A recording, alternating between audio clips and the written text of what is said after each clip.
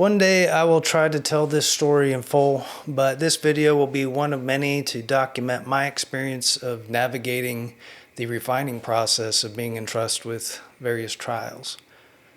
5 months after I was married, my wife was diagnosed with late-stage ovarian cancer. In February of 2025, the doctors told her that she had about 1 month to live. And without getting too much into the detail, I will say that my wife experienced a miracle.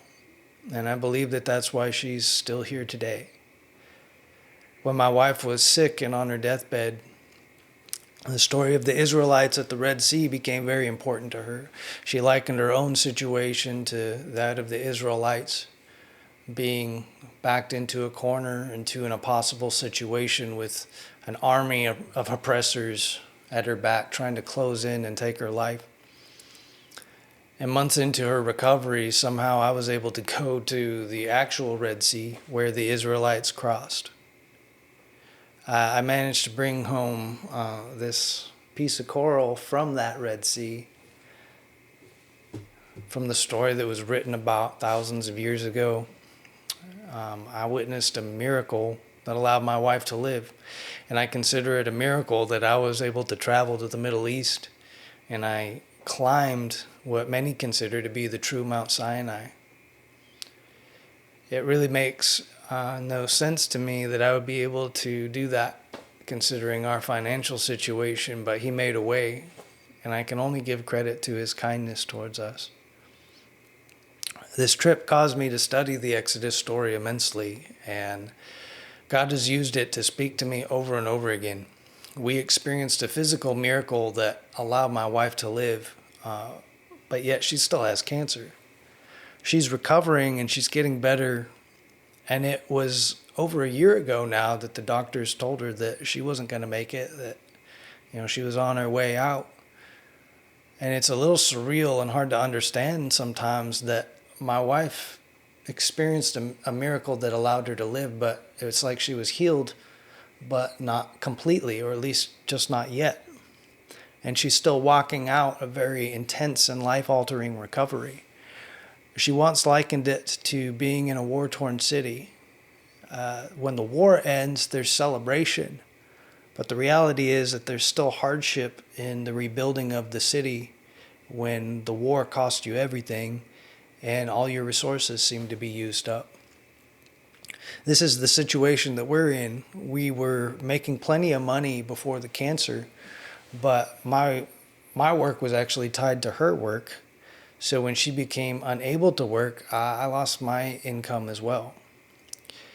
And it seems like every day I'm hearing of another doctor that she needs to visit, another medication that I don't know how I'm going to pay for.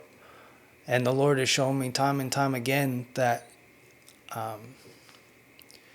my attitude and my worry has become very much like the Israelites, experiencing the miraculous, the splitting of the Red Sea, and then being led out into the desert, a place where there's no food, no water, no shelter, not a whole lot of resources. I've seen it. It's nothing but sand and rocks out there. But yet, he brought forth water from the rocks. And He rained down manna from heaven. And He flooded them with quail in the evening. And this past Sunday, I was reminded of all this again. During the worship service, they were singing a song that personalized the Exodus story, proclaiming that God took us out of our Egypt and split the seas for us. And I'm reminded that He's so good and so personal that as I'm singing this song, I actually have visual memory of these places, of the Red Sea, on the side where they walked out in Saudi Arabia. He has made this story so real to me, and He's told me time and time again that I did not split the Red Sea and perform a miracle just to leave you in the desert to die. But yet I, just like the Israelites, am one grumbling in the wilderness, not knowing how I'm going to cover my bills next month, not knowing how I'm going to take care of my wife and all of her medical needs, all of her nutritional needs. And I haven't had what anyone would consider a real job in 10 years. I'm trying to face this reality and be responsible, but I live in a small town in a down economy, and the options are very few. I'm a freelancer, and so that's not stable or regular, and I'm starting over from everything we lost when I had to, I lost my work, but I also had to take care of my wife through all of this. But Jesus said, I am the bread of life. He who comes to me will not hunger, and he who believes in me will never thirst. And he instructs us to pray to give us our daily bread. He is our daily bread, and I am completely reliant on him every single day. And through this whole thing, he is shaping me. I have come to understand that this experience, though it's hard to understand, it's actually a gift. You see, we can confess our belief with our mouths, but real faith is when you actually walk it out and you get to prove that what you think you believe is real because you live it. And it's through trial that our belief actually becomes the very fabric of our being. It becomes what we're made of. Another word for this is character. A wise man once told me that the most important thing to God is character. And I've come to believe it.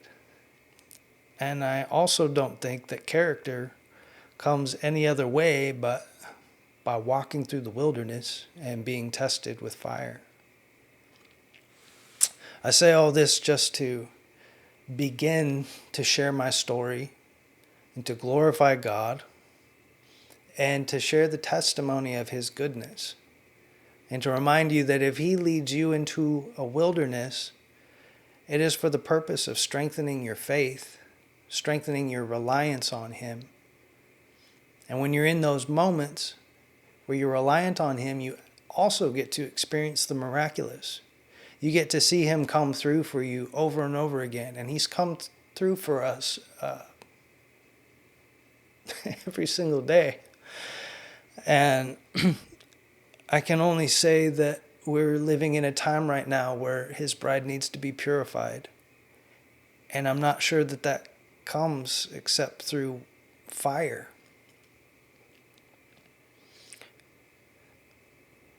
So God leads us into the wilderness to stretch us, to build his character in us so that we can be partakers of the divine nature, and we can begin to actually look like him, walk like him, act like him, be made of something that resembles him.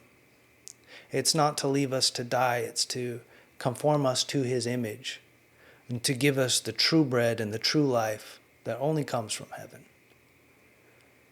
So thank you for watching. I will be telling more stories, releasing more videos. I've got a lot in the pipeline. In the meantime, I'm trying to figure out how to pay my bills. The more that I can do that reliably, the more videos I can put out. So thank you so much for watching. Like and subscribe if you want to be a part of this journey, this experience, this story, and what I'm learning along the way. If this encouraged you, please let me know. Let me know what you're going through. Comment below and I'll pray for you. I pray for a lot of people every night. And I'm just very grateful if you made it this far through the video. Thank you for taking part. God bless you. Thanks for watching. We'll see you.